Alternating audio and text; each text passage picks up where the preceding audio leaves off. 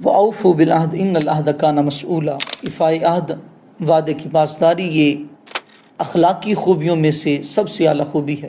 وعدے کو پورا کرنا یہ کردار اور شخصیت کے اعلیٰ ہونے کا ثبوت ہے۔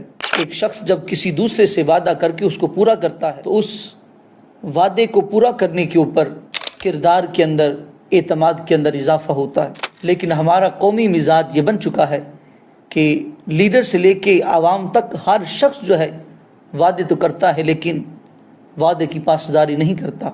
دوست احباب ایک دوسرے سے وعدہ کرتے ہیں لیکن وعدے کی پاسداری نہیں کرتے، اور اگر پوچھا جائے تو بہانے تراشے جاتے ہیں۔ تیری مجبوریاں درست، مگر تو نے وعدہ کیا تھا یاد تو کر۔ نبی کریم علیہ الصلوۃ والسلام نے جو زندگی گزار کے ہمیں عملی نمونہ دیا ہے، حضور کی ساری زندگی اس بات کا عملی ثبوت تھا کہ حضور نے کبھی بھی کسی سے عہد شکنی نہیں کی۔ اگر کوئی حضور کا جانی دشمن بھی تھا، حضور نے اس سے وعدہ کیا ہے تو اس وعدے کو نبھایا ہے، اس وعدے کو پورا کیا ہے۔ نبی کریم علیہ الصلوۃ والسلام نے جو وعدے نبھائے، کیا شان ہے ان وعدوں کی۔ حضرت عبداللہ بن ابو الحمصہ رضی اللہ تعالیٰ عنہ کہتے ہیں کہ اعلان نبوت سے قبل حضور علیہ الصلوۃ والسلام سے میں نے کوئی چیز خریدی اور اس کی کچھ رقم میرے ذمے باقی تھی۔ میں نے عرض کی کہ میں اس رقم کو یہیں پہ لا کے دیتا ہوں۔ میں گھر گیا، فنسیت، اور بھول گیا۔ ثم ذکرت بعد ثلاث، اور کہتے ہیں کہ پھر 3 دن کے بعد مجھے یاد آیا۔ جب میں پلٹ کے آیا تو دیکھا کہ میں نے نبی کریم علیہ الصلوۃ والسلام وہیں پہ جو ہے کھڑے ہیں۔ نبی کریم علیہ الصلوۃ والسلام غصہ نہ ہوئے، فقط اتنے الفاظ کہے، یا فتیٰ لقد شققت علی، اے نوجوان تو نے مجھ پر مشقت کو ڈال دیا۔ انا ہا ہنا منذ ثلاث انتظرک، میں 3 دنوں سے تمہارا یہاں پہ انتظار کر رہا ہوں۔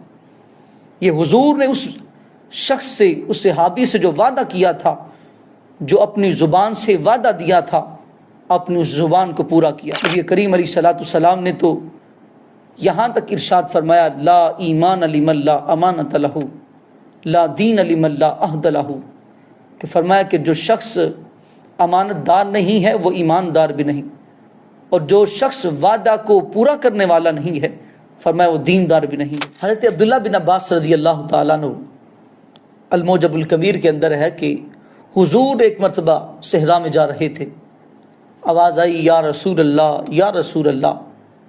صحابہ نے دائیں بائیں دیکھا تو کچھ نظر نہیں آیا۔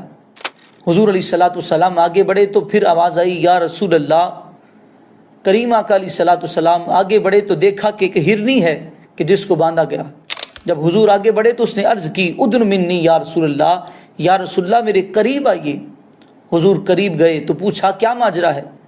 تو عرض کرنے لگی، یا رسول اللہ مجھے یہ شخص شکار کر کے لایا ہے اور یہاں پہ باندھ دیا ہے، میرے 2 بچے جو ہیں وہ بھوکے اور پیاسے ہیں، میں یہ چاہتی ہوں کہ مجھے اتنی مہلت مل جائے تاکہ میں ان بچوں کو دودھ پلا سکوں۔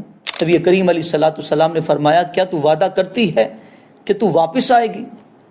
عرض کرنے لگی، یا رسول اللہ صلی اللہ علیہ وسلم میں وعدہ کرتی ہوں اگر میں واپس نہ لوٹوں تو اللہ کا سخت عذاب میرا نصیب بن جائے۔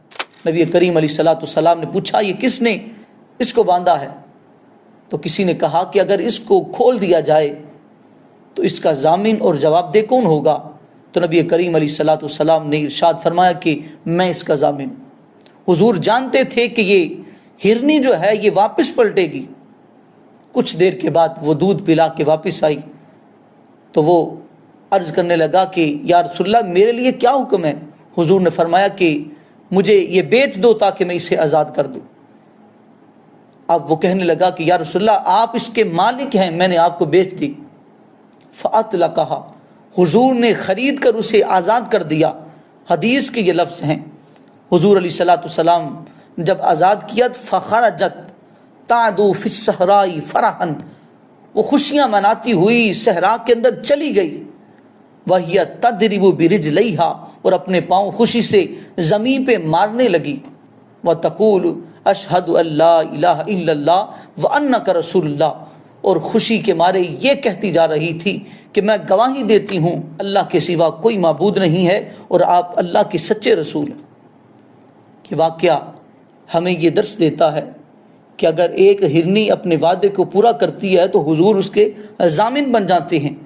اگر ہم بھی اپنی عادتوں کے اندر اس بات کو شامل کر لیں کہ وعدے کو نبھانے والے بن جائیں تو اس بات کی یقیناً ضمانت ہے کہ حضور آخرت کے اندر ہمارے بھی ضامن بن جائیں گے۔